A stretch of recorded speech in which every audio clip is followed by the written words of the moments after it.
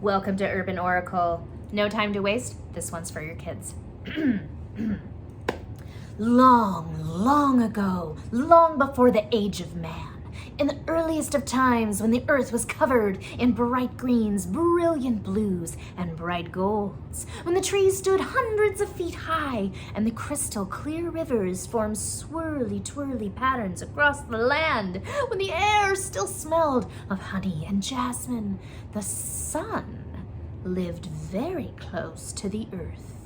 So close, in fact, that life upon the earth was becoming unbearable. The animal kingdom called a special council, and it was at this special council where they would decide what to do about the increasing heat of the sun.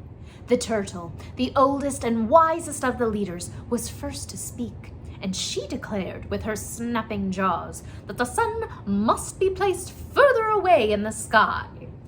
All the animals in the kingdom roared, clucked, mewed, sung, barked, and chuffed in agreement. The sun must be taken further away, up, up into the sky, they cried.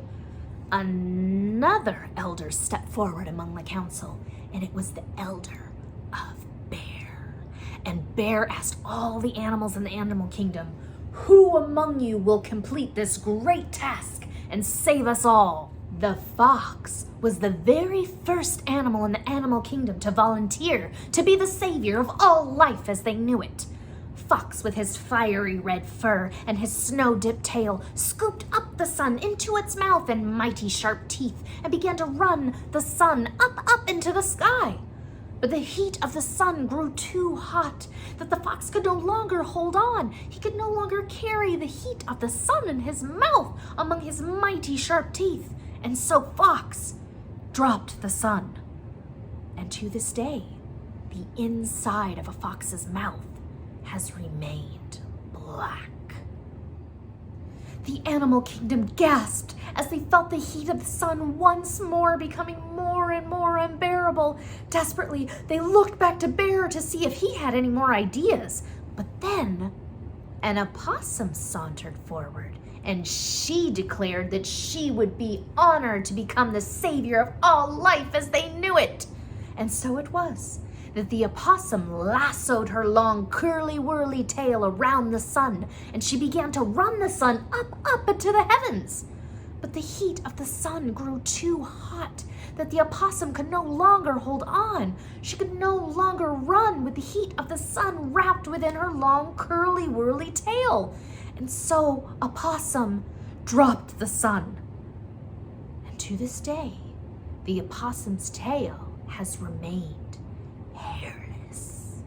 The animal kingdom gasped as they felt the heat of the sun once more becoming more and more unbearable. The sun must be placed further away in the sky, they cried. What shall we do?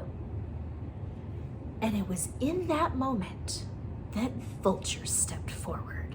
The vulture was the most beautiful and magnanimous of all the birds in the animal kingdom. The most beautiful, for upon its head was crowned the most dazzling plumage of every color feather in existence. The feathery bouquet that crowned Vulture's head was the envy of every bird in the animal kingdom. None of their feathers could compete with the beauty and awe Vulture's plumage inspired. And so it was that Vulture thrust his crown, the most dazzling plumage of every color feather, upon the surface of the sun and began to flap his mighty wings. With each powerful stroke of his mighty wings, the sun rose higher and higher into the sky. The vulture could feel the heat of the sun growing ever so hot on his head, and that the sun had begun to burn away his dazzling plumage of every color feather. But Vulture did not drop the sun. He did not drop the sun and turn back. Vulture kept flapping with powerful strokes of his mighty wings, and he pushed the sun further and further up towards the heavens, until finally the sun was a safe distance away from the earth, away from his kin of the animal kingdom. And it was there that the vulture left the sun in its new home among the heavens. And without looking back, Vulture returned to his friends on earth. And so it was that Vulture had saved the animal kingdom. And to this day, The vulture's head remains naked and without dazzling plumage of every color feather. Thanks for tuning in, lovelies. I hope you enjoyed our shamanic tale of the sun. If you would like to learn more about vultures, they are such incredible birds of prey. Very misunderstood. They're super cool. If you'd like to learn more about them, check out our YouTube video called the Letha Sabbath Summer Solstice Celebration. In that particular video, you're going to learn a history about Letha. You're going to get to hear this awesome shamanic tale of the sun again, or you can fast forward straight through it because it is at the beginning.